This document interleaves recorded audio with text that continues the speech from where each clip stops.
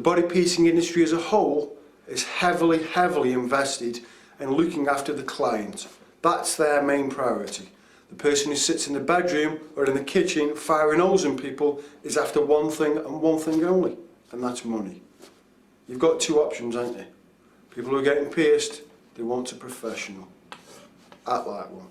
What I'm going to be taking you through now is the studio and the basic setup of it.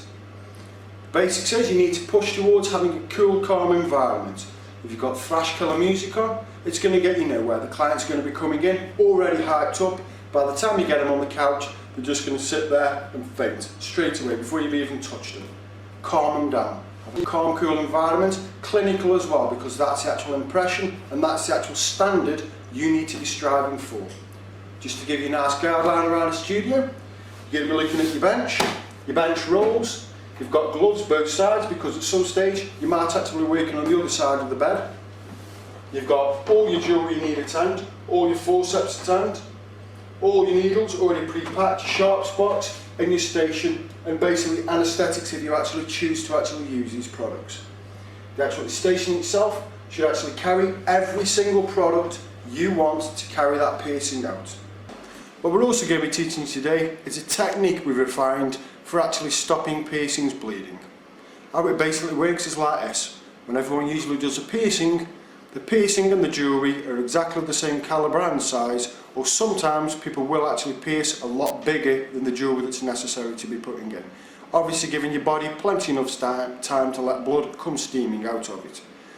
What we do is actually pierce it. The blade is actually smaller than the actual jewellery we stick in, and the process of putting the jewellery in the cannula is what stretches it. It all sounds very complicated, I know, but it breaks down like this. If you're going to actually do a 1.6mm barred piercing, you're actually going to use a 1.7mm needle. The actual blade in the needle is 1.5mm. When you actually put the jewellery in, slightly stretching the cannula to the size, it'll actually take it up to the size of 1.7, thus sealing the piercing by 0.2mm. It sounds very complicated, but it's a technique that works, we've refined, and it is exceedingly good at its job. You will find that hardly anybody will bleed. Right, I'm going to show you this technique a bit more close up and a bit more refined. Taking a 1.7mm needle and a 1.6 piece of jewellery. When the piercing is actually carried out, you actually reintroduce the needle, slightly withhold it back onto itself, so that that's there acting as a strengthener for the actual process. Put the piece of jewellery in the end. As you can see, it's slightly, very smally enlarged the area. Withdraw the needle, discard it, run it through, and you'll find that it will actually seal the piercing. What we're now going to do is do 2 eyebrow piercings and actually demonstrate this for you. As you can see here, we've got 2 piercings, 2 eyebrows, exactly the same piercings. I've got over here, I've an orange, over here I've got a grey. First thing we'll do is we'll stick the orange piercing in.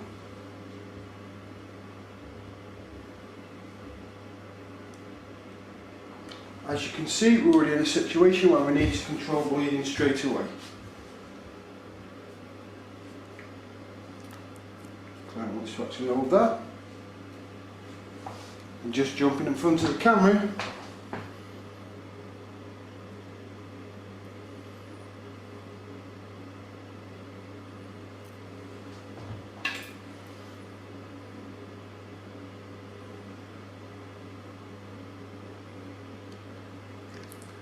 If you could just take the patch off for me.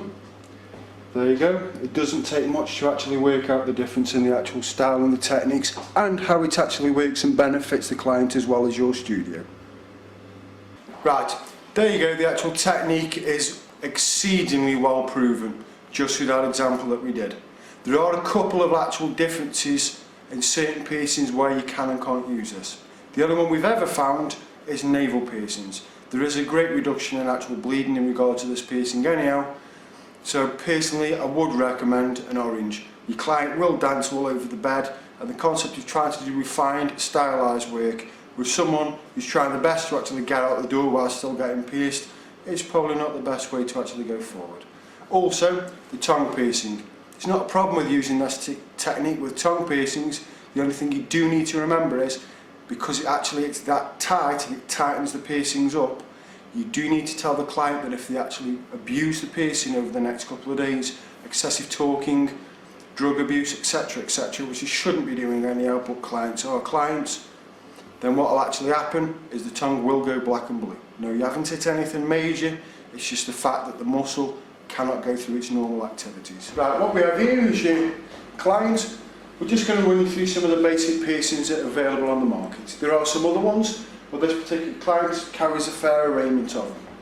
You've got the eyebrows with rings, eyebrows with bars, both sides of a nose pierced. You've got your labrets at the bottom. You've also got some extreme lip piercing at the top. On the side here, you've got an industrial, inner conch, daith at the back there, tragus, tunnels and various other rings. On the side here, you've got a lot of scaffolding work, tragus, rings and tunnels again. Internally, we've got a random assortment of tongue piercings as well.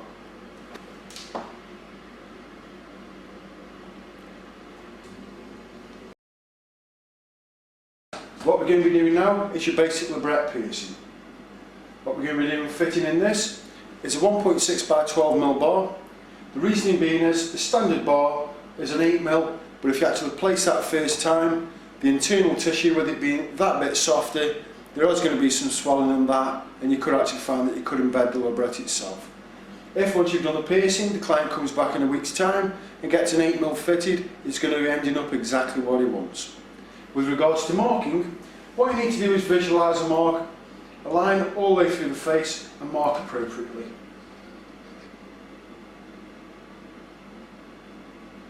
Just get the client to very slightly open his mouth. As you can see, the line follows all the way through. If it's slightly off, just make your corrections. Right, with respect of clamping the piercing, what you need to do is slightly pull the lip out on itself and actually run the clamps gently down the actual back of the gums, and then just let the lip actually naturally drop into its position and then close the clamps on it.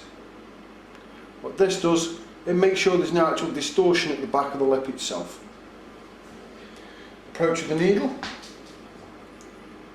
put your hand in the position as if the needle is a dart, and then a nice smooth push straight through the lip. Just as you're coming out the back, slightly contort it so you don't actually pierce his gums.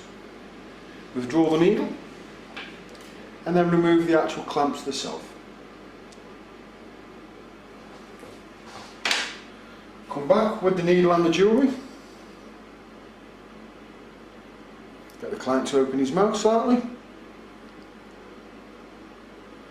and place the needle close onto the labret so it strengthens it just as you put the jewellery in. Withdraw the needle and then push the jewellery straight through. Just get some small forceps, apply it onto the bar, just take the cannula off and then approach the piercing again with the ball. Small forceps on, screw the ball on.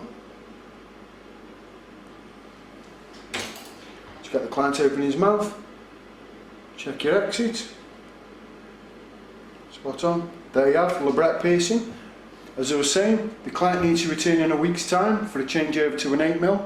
With regards to aftercare, if internally he washes his mouth out with mouthwash once or twice a day, and externally witch hazel or salt water for approximately, you're talking about a month to a month and a half.